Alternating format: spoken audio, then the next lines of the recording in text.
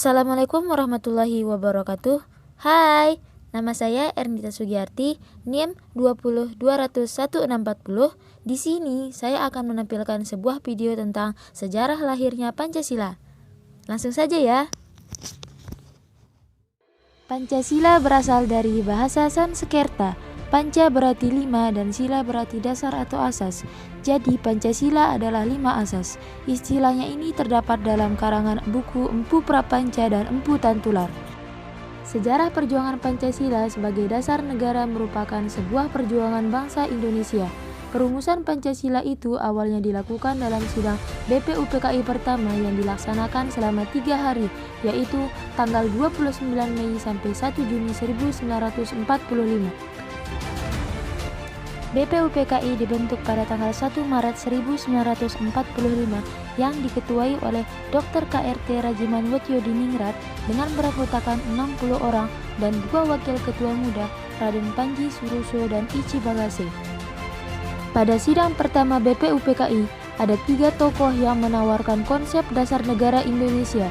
Mereka adalah Muhammad Yamin, Dr. Supomo, dan Insinyur Soekarno. Tanggal 29 Mei tahun 1945, Muhammad Yamin mengusulkan 5 dasar negara, yaitu pri kebangsaan, pri kemanusiaan, pri ketuhanan, pri kerakyatan, dan kesejahteraan rakyat.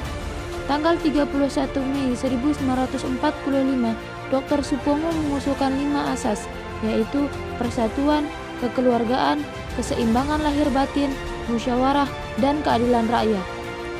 Dalam pidato Soekarno tanggal 1 Juni disampaikan internasionalisme, pri kemanusiaan, mufakat atau demokrasi, kesejahteraan sosial, dan ketuhanan yang Maha Esa, yang biasa kita sebut sebagai Pancasila. Saya namakan ini atas petunjuk seorang teman kita ahli bahasa.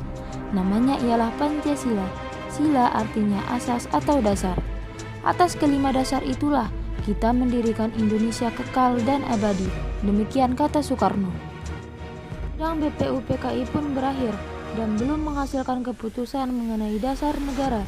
Perumusan dasar negara kemudian dibahas lebih mendalam oleh panitia yang berjumlah 9 orang yang terdiri dari Insinyur Soekarno, Muhammad Hatta, A.A. Maramis, Abi Kusno Cokro Sujoso, Abdul Kahar Muzakir, Haji Agus Salim, Kiai Haji Wahid Hashim, Ahmad Subarjo, dan Mr. Muhammad Yamin. Pada 22 Juni 1945, Panitia 9 menyelesaikan suatu rumusan yang disebut Piagam Jakarta. Pada alinea keempat Piagam Jakarta, terdapat rumusan Pancasila sebagai berikut.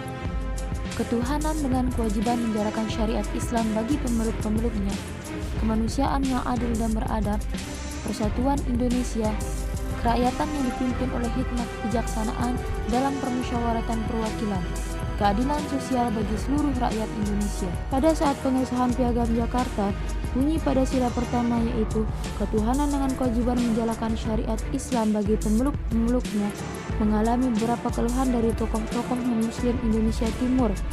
Akhirnya, guna menjaga persatuan dan kesatuan Indonesia, setelah mengalami diskusi antara kaum Islam dan kaum nasionalisme, sila pertama pada tanggal 18 Agustus diubah PPKI menjadi Ketuhanan Yang Maha Esa dan resmi menjadi pembukaan Undang-Undang Dasar 1945.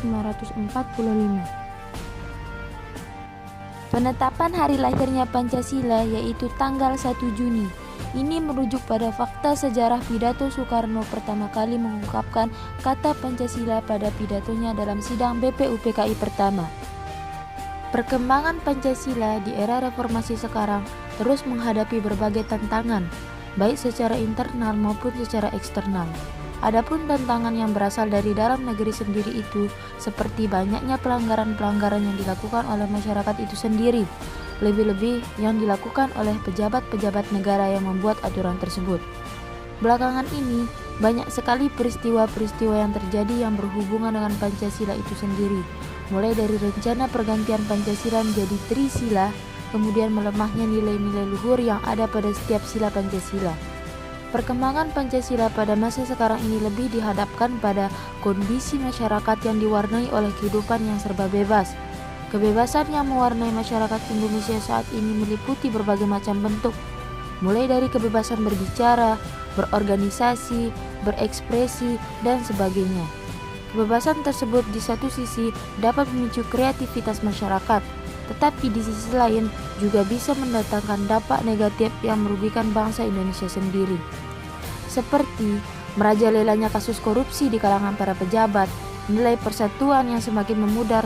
Buktinya, banyak terjadi aksi-aksi tawuran dan perselisihan lainnya. Seiring dengan perkembangannya zaman yang makin pesat, memberikan tantangan bagi Indonesia untuk tetap mempertahankan nilai-nilai luhur yang terkandung pada Pancasila sebagai landasan dalam kehidupan berbangsa dan bernegara. Pancasila harus tetap dijadikan sebagai landasan dalam kehidupan berbangsa dan bernegara, serta harus mampu menyaring hal-hal yang baru yang datang dari luar sehingga tidak sampai merusak nilai-nilai Pancasila sebagai dasar negara. Adapun beberapa hikmah yang dapat diambil dari sejarah perumusan Pancasila adalah bahwa kemerdekaan Indonesia bukan hadiah dari Jepang, tetapi merupakan hasil dari perjuangan bangsa Indonesia itu sendiri. Pancasila merupakan hasil dari budaya Indonesia itu sendiri. Karena merupakan hasil dari budaya Indonesia, ideologi ini merupakan ideologi terbaik untuk bangsa Indonesia. Adapun beberapa nilai-nilai yang dapat dipetik dari sejarah perumusan Pancasila, yaitu agar kita sebagai generasi penerus lebih menghargai jasa para pahlawan-pahlawan Indonesia yang rela berkorban untuk kepentingan bangsa dan negara, menumbuhkan rasa patriotisme dan nasionalisme, menumbuhkan rasa persatuan dan kesatuan dalam berbangsa dan negara, tidak membeda-bedakan agama atau suku antar masyarakat Indonesia, serta dapat menghargai para pahlawan agar bisa lebih baik dan berjuang terus untuk mengejar cita-cita.